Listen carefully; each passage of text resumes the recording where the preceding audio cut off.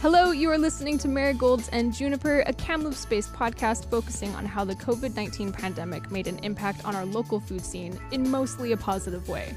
I am your host, Jess Hart. I'm a mom, wife, cook, and legal assistant by day, and devoted food nerd, well, the rest of the time. Before we begin this grand journey together, I'd like to take a moment to thank StoryHive and TELUS for making the stream a possibility. Marigolds and Juniper is one of 16 StoryHive funded projects from their 2020 podcast pitch, which is like next level crazy and so exciting. In addition, we are also honored to bring you this podcast from the traditional territory of Kamloops Tisawetmik. In this episode, the friendly composting team, Katie, Claire, and Parker, share what it's like to create and launch a food waste business in 3 weeks during a pandemic. They're fighting food waste one bucket at a time and supporting their community while they do it. Let's get friendly. So to begin, can I have you please introduce yourself to the listeners and tell us what your role is within Friendly Composting? We'll start with you. Oh, great. So yeah, we are Friendly Composting. I'm Claire. I'm one of the co-founders and co-owners. Nice. I'm Katie. I'm also a co-founder and co-owner. I'm Parker. I'm officially the head honcho. Yeah. That's awesome. So can you tell me about Friendly Composting and what it is? Yeah, sure. So we are a Kamloops-based compost collection service. So we do weekly pickups of organic food waste and then local product delivery as well. So when we are swapping out our community's compost bins, we're dropping off locally sourced food. That's amazing. In a nutshell. Holy smokes. That sums it up. Head honcho, Parker. Yep. When did you officially join the team? Officially joined the team in October. I was like being paid part of the team.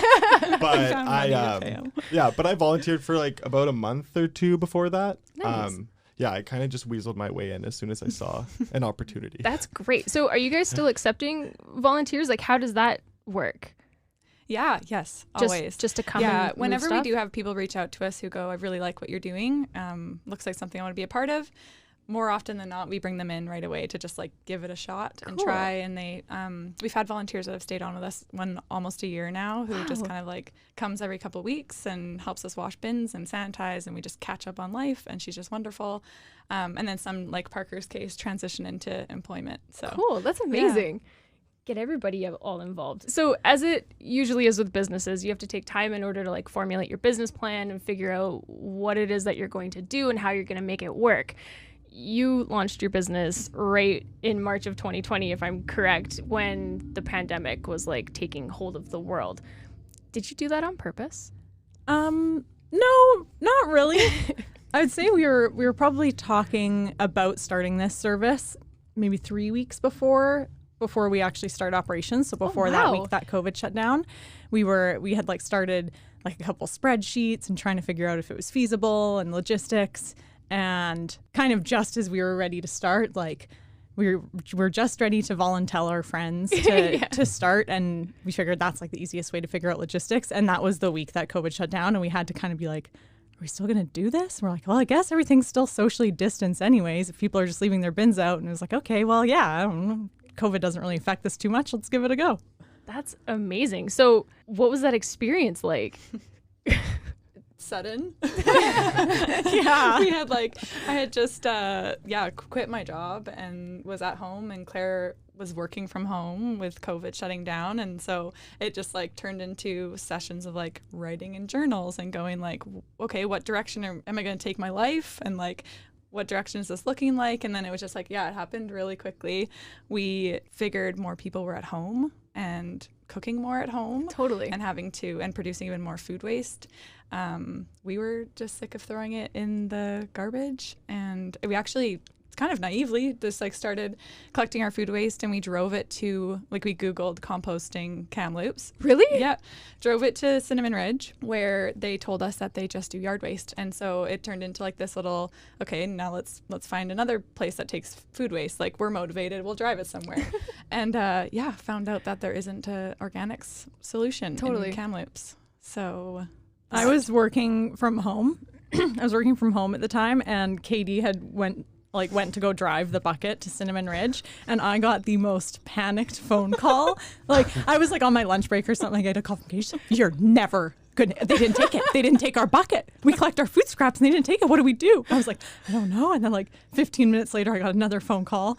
She's like, I coaxed a community gardener to take our food scraps, but she said it was a one-time thing. We need to figure something out. I was like, okay, well, come home and we're going to sit down. We're going to figure it out. She's lovely. That is magical. So you all had very different career ideas, and just based on the fact that Kamloops didn't have this resource, you were like, heck, let's just do composting. That's the mission now. Yep. Basically, yeah. That is so awesome. Yeah, we figured more people probably felt the same way. And we were like, let's just see how many people feel this way. And so we're sitting like a year later and a lot of people No kidding. want to divert their food waste. So that was surprising, but also like not surprising and beautiful all in the same, like it was, yeah. Definitely providing a service that has been talked about. I've only been here for 4 years now, and compost has always been the thing. Like, I came from the island. We compost on the island. Why didn't Kamloops have a compost program? So like, it's so awesome that you're meeting that. Do you have an approximate idea to how many clients you have now? Yes, we have 568, I think, as of this week. Holy 569. smokes. On the residential side. On the residential side, yeah. So those are our residential weekly pickups. And then we have 15 commercial contracts. So between small offices, so lunchrooms and things like that, and then into breweries and the Aberdeen Mall food court campus with us. Yeah, so that's kind of the scale of those commercial contracts. Have you looked into a lot more, like, because I know that residential composting is a different entity from commercial composting because there's different things that you can add to each, but have you looked into the restaurants a lot more as well? Or have there been a handful of restaurants in Kamloops that have signed up for that? Yeah, we have a couple restaurants. Peter's Pasta recently signed up to start with us. Cool. But yeah, I would say right now a lot of restaurants are a little bit slower than they normally are. Of course, yeah. So COVID's been a little bit tricky that way, but definitely a lot of interest from restaurants. Amazing. Yeah, Bright Eye and Iron Road and like their food service. We can help them with that, but a lot of breweries like have that shut down right now. But so yes, there is two different kind of like streams of composting. There's the commercial collections, which accepts meat, bone, dairy, compostable packaging, all of that, and that is processed differently. So we've actually had to make a second partnership to, like you saw at the farm. Yeah. That's the backyard style. So that's like the fruits and veggie scraps, coffee grounds. So yeah, our second partnership is allowing us to expand, and that's where we're kind of going with trying to take on more restaurants. But it's a lot more waste. Yeah, totally. I know. I spent 11 years in the restaurant industry, and the amount of waste, and Parker, you can probably speak to this as well from being in front of house, like the amount of waste that comes out of kitchens is just insane. It is insane and so disheartening. So thank you for addressing that. It is such an underrated topic. So you mentioned that you have over 500 residentials. You guys hand wash every single one of those buckets? Sure do. Yeah. We do. You pick up and deliver and hand wash every single one of those buckets that comes back Every week. Yeah. Wow. We were just trying to crunch the numbers, Parker and I, yesterday.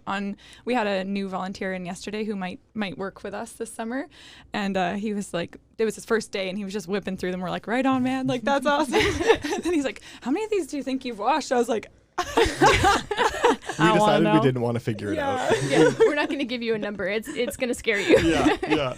It would scare you. It's just muscle memory now, and you don't even notice the smell anymore. Sometimes desensitized to it. But right. It depends if someone's forgotten. I've totally been guilty of forgetting my buckets once in a while. I'd be like, oh no, it's going to sit here for 2 weeks now. Sorry. Yeah. We do get a lot of people being like, well, can I do like just a pickup once a month? And we're like, do you know the odor that comes along with that? Like it's all great in theory if you don't produce that much waste. Yeah, sure. Maybe you do only need to pick up once a month, but the cleaning process then changes. No kidding. Okay, so sorry, I just want to tie back because we were talking about your partnerships. Your initial partnership is with Homewood Farms, and they're doing your residential. And then who's the commercial partnership that you've created? Their name is Spa Hills. Spa Hills Farm. Yeah, composting farm out of Salmon Arm. That's great. So how did you just go and approach them and said, hey, we want to compost, do you want in, kind of thing? Yeah, they are a composting facility. They've been doing it for about 15 years now, and they're family owned and operated. Great. And they are one of maybe 3 composting facilities in the Okanagan that can take on there's one more in Savinaw, and then there's one out in Princeton. Okay. So they're trying to expand across the Okanagan, and then but yeah, they're taking on that commercial food waste. So we partnered with them instead of. There's no reason to kind of like go against them. They're well established. They're already processing it that way. So yeah. So we just reached out to them. That's great. And then Jillian Watts is the owner operator of Homewood Farms, and she's also one of the professors for the ranching program up at TRU. Cool. That's awesome. Yeah. Sustainable really ranching. She is. Yeah. She was so lovely to hang out with her. Yeah. She's been a huge part of our journey for sure. Nice. Yeah. We met her really early on. I think basically when we were still picking up for friends and family in the back of Katie's Volkswagen Tiguan. I would go to my day job and I'd have like 30 compost bins in the back of my car. I'd be like, sorry guys. But we met up with Jill like early on in that stage and went out there, and she has just been a huge help. She helped us with our business plan, making sure that what we wanted to do was feasible, and then just gave us so much direction in terms of composting and making sure what we were doing was like efficient, and then also hooking us up with all of her local connections in the regenerative agriculture society. I don't know, community realm. Yeah. But she definitely has steered us in the right direction a handful of times. That's great. So you initially started just doing like friends and family only, and now you are doing a huge part of Kamloops in both residential and commercial. Were you expecting such rapid growth in the past year and a bit? No. I'd like to say no, we weren't. We built our business plan before we even brought a single bin of compost out to Jill. We were on the phone with her, and she was helping us write our business plan. And we said if we could in 1 year reach 250 homes, which at the time we were like, seems like a lot. That's a lot. That would work for the business style, for our margins, to cover our time and gas, and that would be great.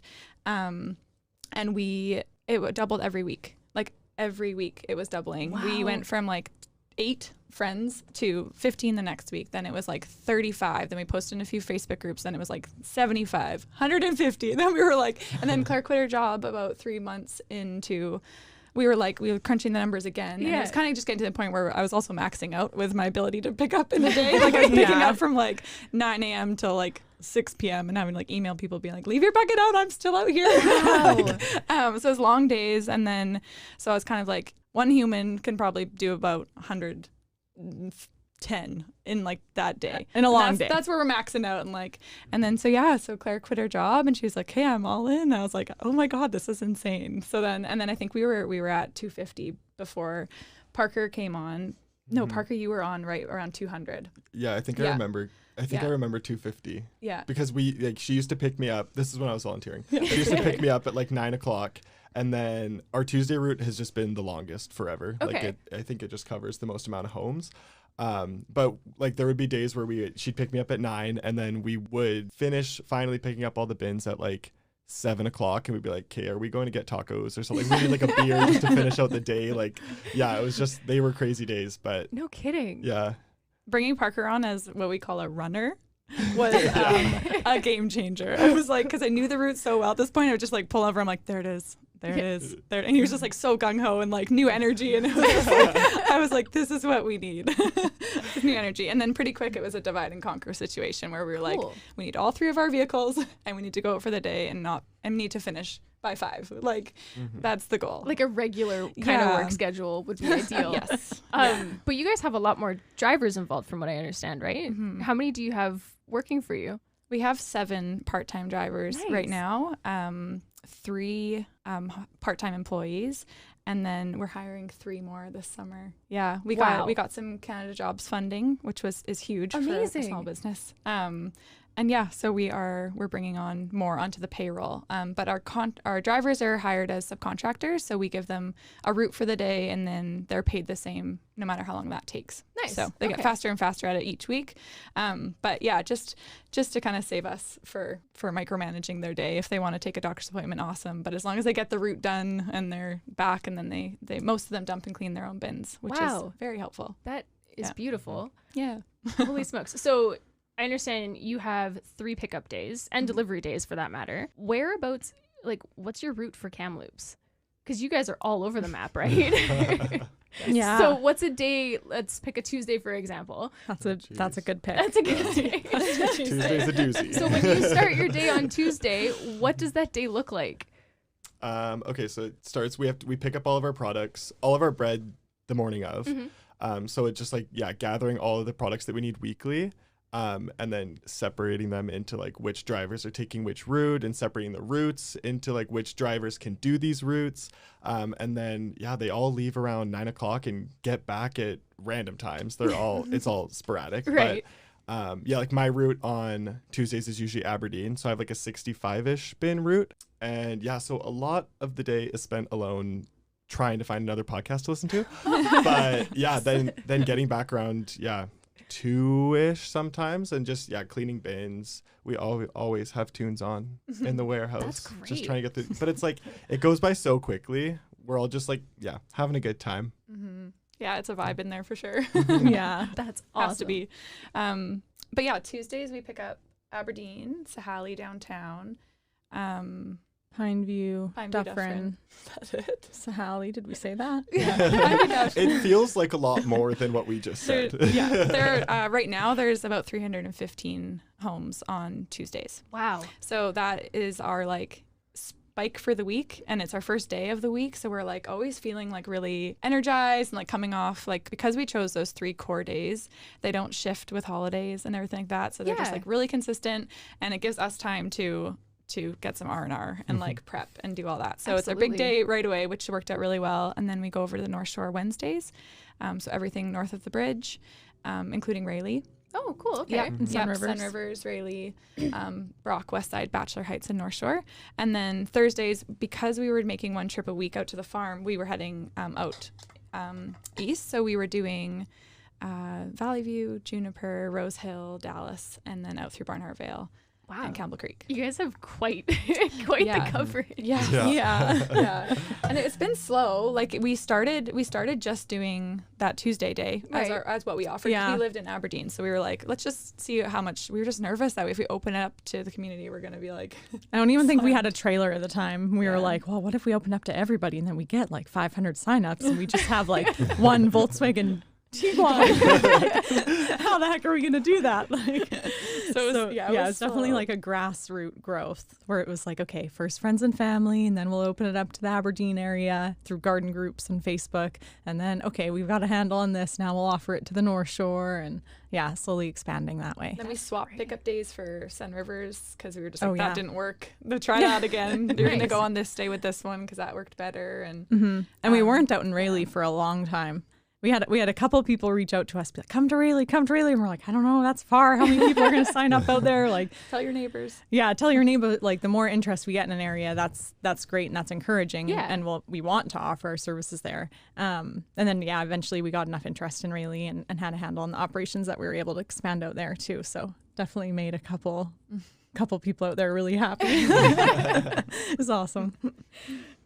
So how did you come to the idea of delivering goods from other local businesses? Because you're picking up the bins, but if like people who have signed up for the program also have the ability to access your online shop, they can order bread. You guys just announced that you're supporting the vegan cheese from Bailu, and there was another one that you had announced as well. But where did that idea come from? Yeah, I feel like we had that idea really early on. Like, right away, we're like, man, we go to so many houses and we're only going to go to more houses. And I think local delivery's just gotten so much more popular lately too. But it was definitely a goal really early on. And I think we started doing the delivery in July. Yeah, we found it in March and then attended the farmers market pretty quick, like once it opened back up, and started just chatting with different vendors, and then we handed out our cards and kind of started being like, we're a compost collection service, like just thinking like also your food waste or your veggie scraps and stuff like that. And then I think it was also with COVID and the new normal of like people looking for personal shoppers and like being nervous to go to grocery stores. Absolutely. And we were like, why don't we bring it to them? And actually Bryn's was one of our first one. Bryn's Bakery. Naomi with Wild Mutton John, and Ali with Honest Elixirs. Those were like our first ones, and it's been like almost coming up on a year of partnerships with them. And then that allowed us to reach so much more people, because then they were sharing our service and they were saying to, order through them. And then it was like their following us, and then they were signing on. So it was that incentive to start composting, because we don't offer it to non-composters. Right. So it is making the trip count. And then, giving people that like boost or nudge to start composting so they can have access to that. Yeah. It is a total selling point. 100%. It's definitely like the extra incentive to people who are like, I don't know if I need the composting service. They're like, oh, but I need the local delivery service. Fresh bread to my door. Yes, please. Yeah. Please. And then it's definitely like created like a vortex of supporting local in terms of like us supporting businesses and those businesses supporting us, and then the customers getting involved. It's been a pretty neat network that's been created. It has. Fantastic. So how do other local entrepreneurs who are artisans, how do they get involved in having their product with you? Send us a message. Just say, hey, I've got this stuff.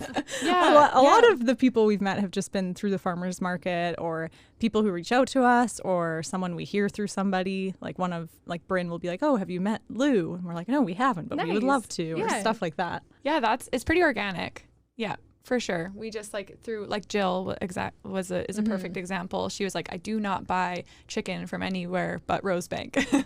She's like, she's doing all the right things. She's focused on the environment. She treats her animals well, and it's really good poultry. And we're like, okay, that's where we're getting our poultry. Like, it's just like those people who know the industry well, and they're like, go get your beef here. Make sure you're getting your eggs here. Yeah. Like, it's just, so it's grown just through word of mouth. Same with our composting. Everything that like, that's why we refer to it so often as like the friendly community, because that is like in a nutshell what it has created. It's just this ripple effect of people telling people about something new. So yeah, with Bailey was a perfect example. Parker and I were in there after like, again, another long commercial pickup day. We make impulse buys at the end of the day after days like that. Sometimes you just need a sticky bun. And when you're shopping, when you're hungry, it's game's over. Exactly. And we're both like, I'd say, vegetarian, but like plant-based. Yeah. And so we were like, a vegan cheese, like, get out of here. And then we were just like, who makes this? And Bryn's like, she makes it here. Like, and we were like, what's her name? So, why don't we have this already? Yeah. So, it's pretty organic how it all comes to be. And then, and the first week with Bailu, like we sold 13 or 14 cheeses. Holy like, smokes. So much, yeah. So it was like, so as soon as we introduce something new that our community wants to hear about it, we've had like comments before from composters who are like, I can't wait to like find out what's coming next, especially when we were adding so many at a time, like before we've got our staples built now, but like when we were each week going like, we've got this person, like it was so exciting. And those would like, and everyone was so excited to try it. It's addicting. No kidding. That online shop is like, it is so well set up, even just to like go and check it out. It's like, oh, I could get in on that. And there's a bunch of different things. And what am I going to make for dinner on this day? Because holy smokes, it's so fun. I think that it is such an amazing thing that you guys have not only created this food waste solution, but also you're pulling in the entire community of Kamloops and like supporting. Kamloops has been such a cool thing. Even like as a side note with putting together the podcast and just telling people like, I just want to talk about Kamloops. Like the response has been so overwhelming, and I feel like such an outsider being like, I don't know, I just want to talk about all the cool stuff that you guys are doing. It's been a really neat experience, and yeah, I love it. I'm so happy that you guys are doing what you're doing. What's funny about that is all three of us didn't grow up here either. Oh, that's right. Yeah. I'm from the Lower Mainland, Claire's from the island, and Parker moved around the U.S. So we've all had like different experiences and upbringings, and we all like bond over it for sure. Kamloops and that sense of community here, especially entering the business community. Absolutely. There was such a warm welcome when Claire and I decided to start this business. It was crazy. Like meeting out for networking meetings. Even with COVID, they were like, hey, it's virtual now, but we would have invited you to this a chamber event or this or this, and we're like, okay, we'll be there. Like, thanks everybody. So it's a beautiful place to live. It's amazing. It's such a crazy wave to ride. Like, you're just gonna go with the flow, and this flow is so great. Like, here we go, Kamloops. This is a weirdly formatted question. I wanted to be like, well, where this is going, the anticipation right now. Tell me about your pile. No, that's a weird one. It's hot. How hot's your pile? What's your pile? For the listeners at home that don't have a lot of information or aren't sure exactly how to compost, can you give them a bit of insight on residential composting and why it is so awesome? Do you want to take it away or whichever? Rock, paper, scissors. That was a loaded question. There's a lot to that. Do you mind repeating your question? Why is it important? Thank you. Great question. Claire just recently prepped for a pitch competition, so she's Oh, you got this dialed then. Smile, nod. Thank you. Great question. Excellent. Why composting is important? Yeah, that's a big one. So when food scraps go to the landfill, they do not have access to air. When they don't have access to air, they end up releasing and also seeping carbon dioxide and methane gas. Methane is 25 times more effective at trapping heat into the Earth's atmosphere. So pretty big deal there. And then on the flip side, if those food scraps are composted, they can actually just create this really cool, awesome soil that's like super nutrient rich and so important to be able to grow food. Which is kind of like the big selling point here. Like when everyone's like, I don't really care about like global warming. It's like, okay, well, do you like food though? Because like that's kind of like the whole thing we're talking about here. like one, it's a huge contributor to global warming with the greenhouse gases. And that's just awful and totally preventable. And then two, that soil aspect, like putting those nutrients back into soil is so important. And if you like food, then like you should be composting. Absolutely. The nutrients from the compost goes into the food, and then it's just this beautiful circle that you want to keep going. Yeah. Yes. That's great. So what is something that you see come back in your buckets that is not decomposable? Stickers, plastic packaging, elastics. Boy. Yeah, what have we had recently? I found a fork once. Oh yeah. A metal fork. Those don't break down very I well. found a spoon when I was up there with you guys. Yeah. Like, I'm just Oh, gonna really? take that. Yeah, vegetable peelers. They don't break down. Okay. Yeah, but like stickers, I think are the biggest that we notice all the time, and it's so easy to just peel the sticker off. Absolutely. We made a reel. You can put them anywhere. They're decoration. But yeah, I think mostly that and like cucumbers in their plastic packaging still, like just whole cucumbers tossed. Which in is there. like already kind of a peeve to start with. Like walking into a grocery store and seeing veggies wrapped in something else when they have their own packaging, skin, Totally. can be pretty infuriating. We've had like full cauliflowers like in the plastic wrap, like tossed in the bin. Wow. So and that's actually like a perfect metaphor for what is happening. It's like that is trapped in plastic and it will not break down when it's trapped like that. So it's the same with your garbage. If it's trapped in plastic, it won't break down. So yeah, we're trying to help with the habit part of it through our social media and be like kind of like that company that can be the education too, in like a fun and creative way of going like when you get home, take all your stickers off for the sake of all your whole household. Like it's hard sometimes to get everybody on the same page, but if your kid grabs a banana and is like, nice, I know where this goes now, but there's a sticker on it. You know, it's like the little things. Absolutely. Where if you can take all those stickers off right away or off the avocados, then whoever's using that in your home and follows that next step of composting doesn't have to worry about that. So there's like lots of we're trying to share lots of tips and tricks. And your social media is magical. Is it all of you that contribute to that? Yeah. For sure. We over the winter, Claire spent some time away, so that was actually like kind of her role because it was something she could do from afar, which was awesome. So she's done a really good job of like, and she's like, I don't even do my own social media. This was like a huge learning curve. I got TikTok finally. Yeah. And I'm not a TikToker, but I had to get TikTok to teach me how to social media. Yeah, we call it nerding out now. And I'll come home and she'll have like, because we live together, we're roommates, and she'll have like new tricks and tips. She's like, look what I just learned about the algorithm. I'm like, oh, cool. I'm gonna go shower. I'm covered in compost right now. I went deep into the social media world there for a while, where I'd be like, but if we do it this way, the algorithm picks up on it differently, and then we're gonna reach more people. And Katie'd be like, you just like go take a walk. Get away from the screen for a second, please. Just like going down this rabbit hole of TikTok. I'm being told how to social media by 13-year-olds. Yeah. They do it well. Yeah, there was that separation, which helped kind of like put our energy into different places, because for a long time Claire and I were just trying to do everything. So it kind of put me into like this more operations manager role, and then she was doing our social media, lots of customer service and stuff like that. And then we've kind of stuck there. It's working for like the dynamic and of the biz. And then Parker's really involved with our operations, and then administration. He's like that's what he loves, and that's his background. So he helps a lot with our data entry and just like customer service and all that stuff. So splitting those roles up has been, I think that's why like we're having success in like different pockets of Absolutely. it, and social media included. Like, yeah, that reach has been awesome. Cool. That's great. You guys have made such a great system, and like not just through trial, not even error, but just trial of like this will work this way, and that's such an important thing. There is error. So much error. But I'm glad that's more internalized. Oh, 100%. For the world to see. For the sake of being honest, there is error. Oh, yeah. That's only human, though. I want to just take us back to the pile. First off, do you have a name for it?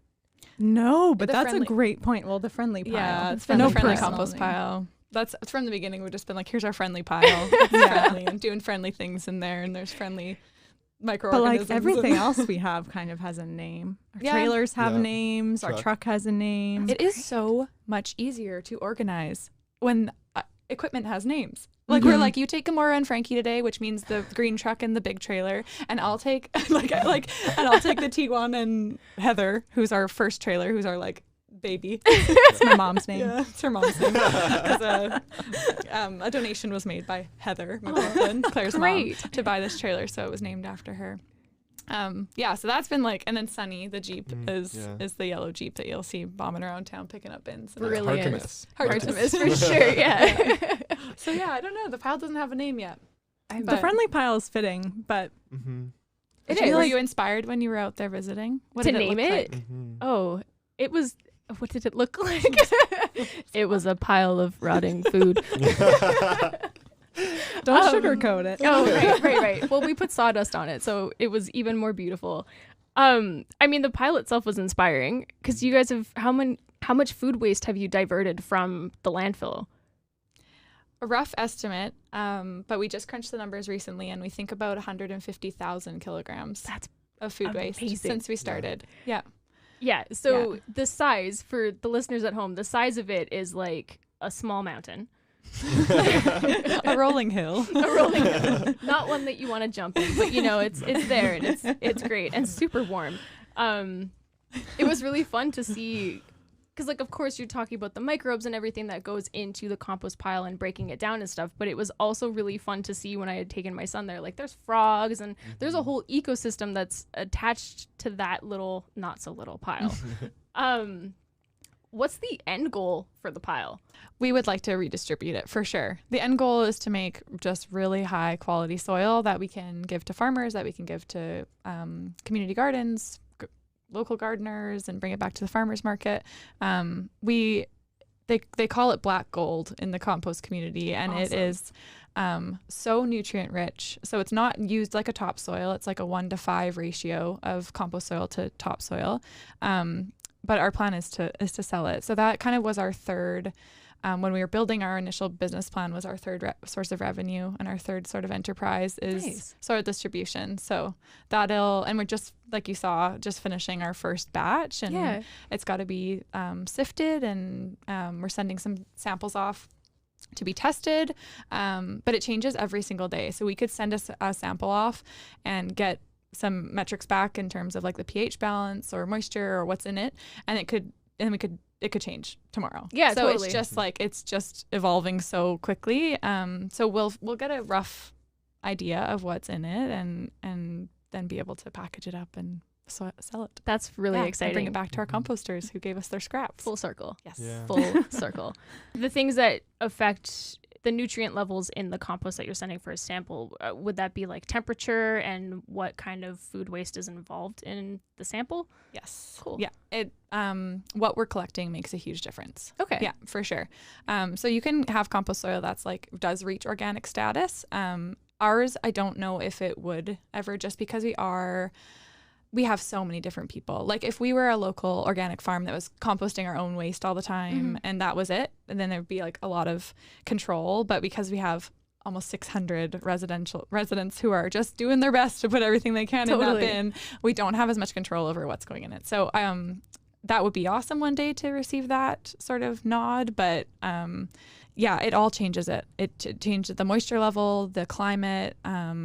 In the Okanagan alone, it can change from being here to like versus coastal soil. Like there's so much to it. It's actually pretty wild. That's really fun. Mm-hmm. It is kind of fun. I'm wondering if we can throw back to our earlier conversation about the different types of compost in a residential and commercial. Can you explain the difference to the listeners on what goes into each? We've talked a lot about the residential and just general food waste, but you mentioned for commercial that allows for like bones or meat, I should say, dairy. What's the difference in the process? Temperature. Yes. Yeah. So commercial composting facilities, they keep their pile, or some of them actually, they don't even necessarily use piles. They actually have there's a lot of different machines that you can use to break down compost. But temperature is a huge one. So the higher the heat, the faster things break down. It can break down bones. It can break down meat, dairy products, all that compostable packaging. Whereas our style, the backyard style, is like we're turning it like in a windrow style, so backyard style with a tractor, like you saw. So temperature, I think, is the main difference. But it does open up, like you can put greasy foods, you can put greasy like paper products, like cardboard boxes and pizza boxes and stuff in the commercial sector. So it's like a step above for sure. Yeah. For the residential side, so the backyard composting that we're doing is mainly food scraps. So no meat, no bones, no dairy, no bioplastic, like compostable packaging. I mean, the compostable packaging you saw, we have some of it in our pile, but it just sifts out because it doesn't break down backyard style. But all of that through like the heating and the machines that they have in the commercial, that stuff will break down better. So if we only do fruit and veggie scraps out at the farm, it will all eventually break down regardless of the temperature of the pile. I mean, the temperature certainly helps, and that's kind of the main goal. Yeah. But it will break down and process fine on its own. But in the commercial, you do need those high temperatures to make sure that those bioplastics are breaking down and whatnot. Right. So when I had come out to the farm, I noticed that there were several types of food scraps that weren't decomposable, but there was also a lot of plastic that had kind of flown out of the pile. So like you had your initial pile that was going, but there was the things like the decomposable plastic. What do you do when you guys have that brought to you? So we were taking it all out to the farm. So our thought being everything will break down around it. It's meant to be in there. I mean, anything biodegradable should be still sent to the landfill. It's just meant to break down over time. Right. So it takes a lot longer to break down. If it ends up in our pile, it can be sifted out. And that's why this second partnership with Spa Hills has been so important, because when we are now going back and sifting our soil, we're just going to collect all of that. So anything that didn't break down with packaging and those compostable plastics, in quotations, bunny ears, those will go back, and we'll put them back into our dumpsters that we have with Spa Hills, and they can take those and process them. Nice. So we want them to just start composting, and if you're just too picky about it, then everyone's like, oh, this is it's becoming too much. Obviously you can guide everyone and give them the tools and the education on what needs to go in it, but at the end of the day, they are making the right choice. Those plastics they are compostable for a reason. So we're just going to collect them all and then send them to a place that can actually do it. Nice. That's great. Yeah. Just doing it imperfectly is better than not doing it at all. Absolutely. Totally. Yeah. So I am a composter at home. I feel almost shameful to say that I really like to compost during the spring and summer. I just find it a lot easier for my routine. So I've utilized your service during the winter. For those that are composting at home, do you have any tips on how best to like maximize on that experience? Parker? Yeah, Parker, you got some tips? Join friendly composting. Good answer. You passed. I'm not trying to take business from you, I swear. No, you know what? You're among a handful of people who do that. So that was we're excited to see that, because we did see an influx of signups over the winter. Nice. And then a drop off again in the spring when people are like, hey, I'm taking this on at home, and we're like, thumbs up, right on, like cool. Totally go do it. Tips would be collect your brown material as well. So dried leaves, newspaper, like shredded cardboard. Yeah, like, and layer it, but don't be shy on the brown material at all. And like Claire said, doing it imperfectly is still awesome. Eggshells and stuff like that, you'll still see remnants of it. It just like, that's just the nature of it. You're going to see a lot in there. I think just starting is pretty key. Yeah. Just do it. Just throw start it in a bin layer. and see what happens. Yeah. And if some seems weird, Google is just amazing. and truthfully, the only way that we've learned how to do this stuff is just through a bunch of trial and error, like figuring out what works and then kind of problem solving after that. So like it's not going to be any different when you're doing it at home. Like there's going to be problems, but yeah, I think Google is number one resource. Thanks, Google. Yeah. Not Also, sponsored by Google. Yeah, no. A thermometer is a really good tool. There's a lot of our compost gurus that we were put in touch with early on in this said to monitoring temperature is the biggest indication of how your pile's doing, and you can get compost specific thermometers that have like a green zone, and it's like when it's in the green zone it tells you it's like active, breaking down. So like we just got ours off Lee Valley. We ordered it, not sponsored. And it's been great. It's like got a long stem on it. That's and great. It's like a meat thermometer, but way longer. All right. Yeah, and it does have that foolproof. Here's the zone you want to get to. If it's not hot enough, add more brown stuff. If it's too moist, add more brown stuff. Like it's just, it's all trial and error. It's a basic science, but it's like, it's just all trying. It's like fermenting. It's a controlled rot that you're really trying to control here. Totally. Exactly. Yeah. And air. Lost oxygen. So turning it often, that's going to help with pest control and because it does give off such heat when you're turning it and it's like a fire. So if you're stoking it and you're letting air in, it's going to get hotter and hotter and hotter. That's great. Yeah. In addition, and a nod to the home composters, what is your trick to making the bins smell so fresh after you have hand washed them all? Please. Love. So much elbow grease. We wash. It's like 2 steps, I guess. We hand wash them all, and then they're sanitized as well, and like dried out before they're stacked, as best we can, just so there isn't any sort of like mildew or mold or anything building up. Thank you for that feedback, though. Yeah, really so nice. happy to hear that. Like so fresh. That's a goal. That's a goal of ours for sure. It's great to hear. Yeah. Yeah, I think good cleaning materials and sanitization. I'll stop being lazy and just rinse out the bucket. I'll actually wash the bucket now. I'm just gonna put more stuff in it anyways. I know.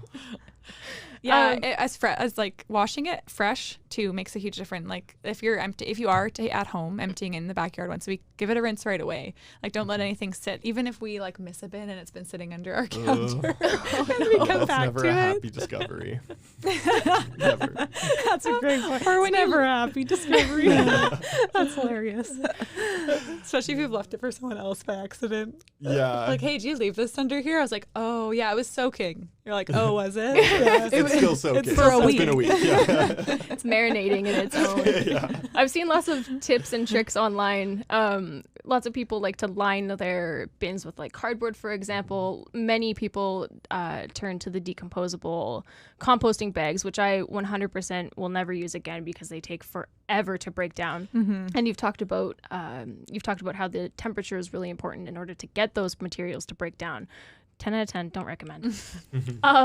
We don't advise people to use them with our service either. Just because we're going to wash them each week anyway. Totally. It's still the same process of our service, so just leave them out. And Cool. That's exactly. I was going to ask, in addition to people taking a moment to remove the stickers and make sure that there's no like foreign metal objects and plastic wraps to be found in the bins, is there anything that the people at home can do to make that process a little bit easier for you? A quick newspaper lining is always helpful. Nice. Like sometimes dumping the bin that has been sitting there for a week sometimes gets like a little stuck at the bottom, but I mean, it all comes out eventually. It usually is, at the end of the day, we rinse them anyway, so it's not the biggest deal. But yeah, a little bit of newspaper at the bottom is always helpful. Cool. And that also helps with smell control. Like we don't ask our composters to do it, but a lot of them do it, I think, for their own sake. If you put, say cardboard or newspaper at the bottom, when you put all your food waste in there and it kind of starts to rot on its own. So like you'll have some vapor going on and then it'll also have a little bit of liquid at the bottom. And that brown material will soak up the liquid, reduce a bit of the smell, a little bit of the gross factor. Which everyone appreciates. It's for everybody. It's a whole community thing. That's amazing. Honestly, that covers like well beyond my questions that I had for you all. But I just want to say thank you again, because the food waste problem that is happening on commercial and residential levels is so huge, and you guys have made such a huge impact in the year and a bit that you've been operating, which is so incredible. Is there anything that you want to tell the viewers at home about composting or your program or anything that's on your mind? No pressure. I haven't prepared for this. Feeling the pressure. Compost. Yeah, just try it out. Yeah. Once you start it, you seriously can't That stop. is such a good point. Yeah. It is. It's when we, like, even through our social media, give away like a free week or free month of composting, 100% of that. I don't think we've had a single person that hasn't subscribed after, because they're like, how do I go back? I'm just going to throw this in the garbage again. Yeah, no like kidding. It's just a one simple shift, and it really does make a huge difference. Like Claire said, it's like 25 times more harmful, the methane gas that's produced from food waste. And there's lots of myths out there about it, about how difficult composting can be to start or all this stuff. So we're just trying to make it accessible and simple and easy to follow. And educate as many people as we can. Early on in this, Claire and I had a composter ask us, or cancel, or like not want to go on with using our service, and she was like, "Isn't like that's like the only good stuff that's going to the landfill? Like why not send the food waste? That's pretty much all the good stuff." And we're like, "Oh Facepalm no!" moment. Yeah, we're like, "Oh no, thank you for feeling open enough to share your reasoning for not composting, but." Just quick education is the worst thing that could be going to the landfill, especially trapped in a plastic bag. So there is that a little bit of a gap with lack of education. And so as the city, I don't think we've even talked about that, but as the city comes in and starts their organics program in the next couple of years, like that is a reality for us. Their focus being on residential, and that's, like you heard, where most of our revenue is coming from right now. So we're already really trying to be forward thinking on what's coming next for us. And that's where we feel like we can make a big impact, is that education, and being that connection and putting sustainable practices and people in place to make that happen. So whether that's being that middle person to get restaurants on board so that Small Hills can take care of the commercial side of things, and, be that connection, and then grow our local product delivery, make sure people know that they can eat the same things locally sourced. So shorten that supply chain. I think that's a big part of what we're trying to do in the next couple of years. Yeah. I think just like Katie's just starting to talk about bigger picture things. And I think that's really, really important to what we're doing. I mean, we've crunched the numbers, we've written papers and done a lot of research on it now. But approximately 6% of greenhouse gases globally come from food waste. Wow. So that's typically post-consumer waste, but it happens all along the food chain. So if you have a longer food chain, so say you're getting your avocados from Mexico, that's a long way for that food to travel, especially from harvesting it to there. And there's a lot of food waste that occurs before that produce even has a chance to arrive to a grocery store, where it then can be distributed to a consumer. So I think that links in with our local product delivery, where our main goal is to try to reduce the emissions of food waste. And there's so many different avenues where that's occurring, through the supply chain, through the processing of food waste. And a big part of that comes back to education and people knowing that this is making an impact, and this has it's a big indicator in terms of what happens with our environment. So, and then just going into the soil again, where it's like 33% of soil erodes each year, and soil is really, really important for our food. So just learning that and trying to find ways to make those numbers not scary, but make them motivating. And be like, we're making a difference. Like, we can totally do this. And there's simple, easy ways we can do it. So if we're making that service accessible and convenient, and I mean, the convenience crisis right now is such a big topic. So if we make sustainability convenient opposed to single-use products, then bam. Bam. Bing, bang. Bing, bang. Oh my gosh. Bada bang. That concludes my TED Talk. That's a really great point. This is why I shouldn't be allowed to speak. No, never stop speaking, please. Is there, and you don't have to answer this, and this doesn't have to be included if you're not comfortable with it, but is there talks of partnering with the city, or is that food waste initiative a completely separate entity?